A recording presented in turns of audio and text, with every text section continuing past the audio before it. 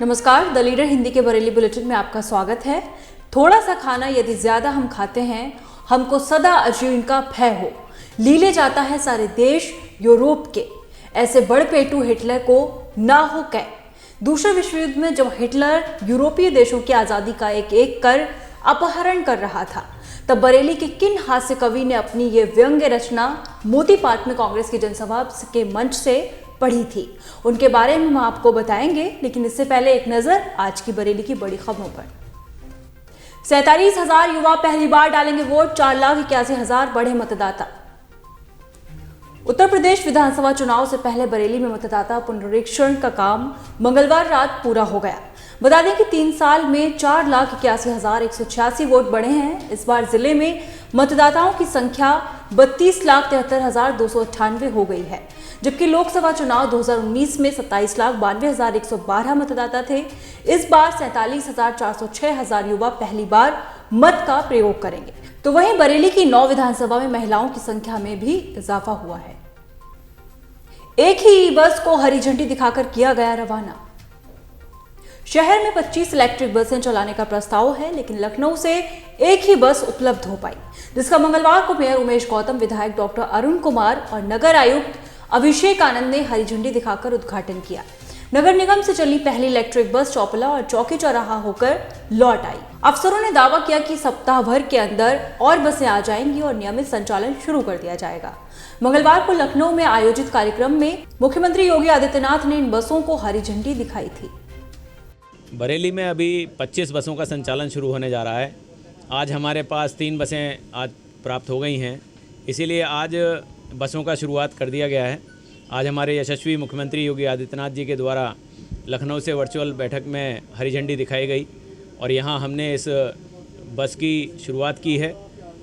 मुझे लगता है कि प्रदूषण का स्तर तो कम होगा ही, पर दैनिक जैसे स्कूल जाने वाले बच्चे हैं, स्कूल से आने वाले बच्चे हैं जो टेम्पू का सफ़र करते हैं, उससे कम रेट में उनको इलेक्ट्रिक बस में, एयर कंडीशन बस में बैठ के स्कूल जाने का मौका मिलने वाला है। और ये शुरुआत एक बहुत बड़ी शुरुआत है। इससे हर व्यक्ति के जीवन में एक बहुत बड़ा बदलाव आएगा। हर बस में 5 कैमरे लगे हैं, जिससे अगर हमारी कोई माताएं बहनें किसी भी तरह बस में चल रही हों तो उनके साथ किसी भी तरह की अप्रिय घटना ना हो। हर सीट पर पैनिक बटन है। विशेष सुविधा दिव्यांगों के लिए है कि वो आराम से चढ़ सकें बस में। तो ये सारी सुविधाओं का इन बसों में ध्यान रखा गया है, जिससे ये लोगों के लिए फ्रेंडली बने। मुझे लगता है कि इस तरह की बस, इस तरह की सोच हमारे यशस्वी मुख्यमंत्री जी की एक बहुत बड़ी सोच है। चार्जिंग स्टेशन हमारा जो है वो भी तैयार है। एक कोई भी बस हमारी 90 मिनट के अंदर चार्ज हो जाएगी और उसके बाद 120 किलोमीटर तक चल सकती है। मुझे इससे किसी भी तरह की परेशानी किसी भी यात्री को नहीं आएगी। बहुत सारी सुविधाओं से लैस आज बरेली के लोगों को मैं बधाई देना चाहता हूं कि इस बस में अब वो कल से सफ़र करेंगे। मौसम ने ली करवट, हल्की बारिश से बढ़ी सर्दी। शहर में बुधवार यानी आज मौसम ने अचानक करवट ले ली। सुबह से ही आसमान में बादल छाए। कोहरे के चलते दोपहर में ही लाइट जलाकर वाहनों को चलाना पड़ा। दोपहर से शुरू हुई हल्की बारिश ने सर्दी में इजाफा कर दिया है। आपको बता दें कि पश्चिमी विक्षोभ के सक्रिय होने के कारण हल्की बारिश शुरू हो गई है। मौसम वैज्ञानिकों की माने तो आगामी 3 दिन भी बारिश होने की संभावना है। बरेली कॉलेज में 15 दिन कार्य बहिष्कार के बाद अब तालाबंदी। बरेली कॉलेज में चल रहे कर्मचारियों के अनिश्चितकालीन आंदोलन के बाद 15 दिन कार्य का बहिष्कार चला। अब बुधवार को कॉलेज में तालाबंदी कर दी गई है। कॉलेज के कर्मचारी संघ के अध्यक्ष जितेंद्र मिश्रा ने बताया कि हम शांतिपूर्ण तरीके से चाह रहे हैं कि उच्च अधिकारी आएं और समस्या का समाधान कराएं। उन्होंने आगे कहा कि परीक्षाएं सर पर हैं, छात्रों की परीक्षाओं में भी व्यवधान हो रहा है, लेकिन प्रशासन मौन है। उन्होंने कहा कि अगर जेल भी जाना पड़ा तो हम 162 लोग जेल जाने को तैयार हैं। बरेली कॉलेज में 15 दिन कार्य बहिष्कार पे रहने के बाद हम लोग तालाबंदी किए हैं। आज दूसरा दिन है तालाबंदी का और इस दौरान हम शांतिपूर्ण तरीके से हम अपने ज्ञापनों में लिख रहे हैं कि उच्च अधिकारी आएँ, हमारे बीच समस्या का समाधान कराएं। आप बताइए, लोकतंत्र में यही एक रास्ता है कि हम शांतिपूर्ण तरीके से अपनी मांगों को रखें, अधिकारियों के समक्ष अपने ज्ञापन दें और अधिकारी आए और समाधान कराएं।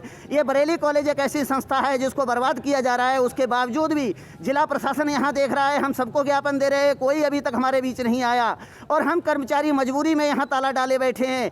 परीक्षाएं सिर पर हैं, इम्प्रूवमेंट परीक्षा होने वाली हैं, छात्रों की परीक्षाओं में व्यवधान हो सकता है, उनकी पढ़ाई में व्यवधान हो सकता है, लेकिन इससे ये साफ पता लगता है कि इन लोगों को न छात्रों की चिंता है न कर्मचारियों की चिंता है, इनको केवल एक पूंजीपति की चाटुकारिता करने का मतलब है। तो हम भी ये बता देना चाहते हैं, कर्मचारियों के अधिकारों की लड़ाई और छात्रों की जो यहाँ पे बर्बादी हो रही है, यहाँ के हॉस्टल बंद कर रखे हैं, यहाँ के तमाम बरेली कॉलेज को ये फंड इधर उधर किया जा रहा है, वित्तीय अनियमितताएं की जा रही हैं, यहाँ कार्रवाई हुई, उसके बाद में भी वही आदमी कॉलेज को चला रहा है। हम लोग लगातार डटे हुए हैं, अगर हमारी बात नहीं मानी गई किसी भी कीमत पे हम यहाँ से हटेंगे नहीं। कल पूरा कॉलेज बंद कराया जाएगा।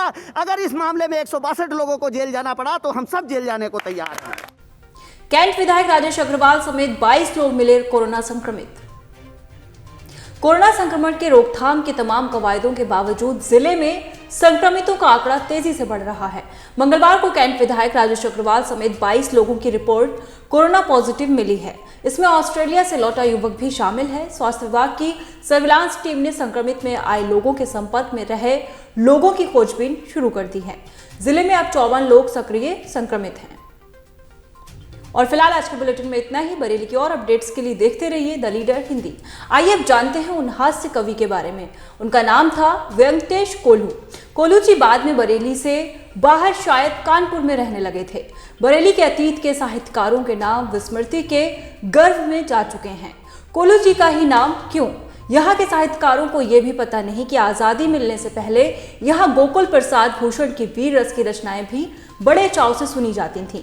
तब लाउड स्पीकर का युग नहीं था। भूषण जी अपनी ओजस्वी वाणी से मध्यकालीन कवि भूषण की शिवा बावनी सुनाकर श्रोताओं को रस विभोर कर देते थे।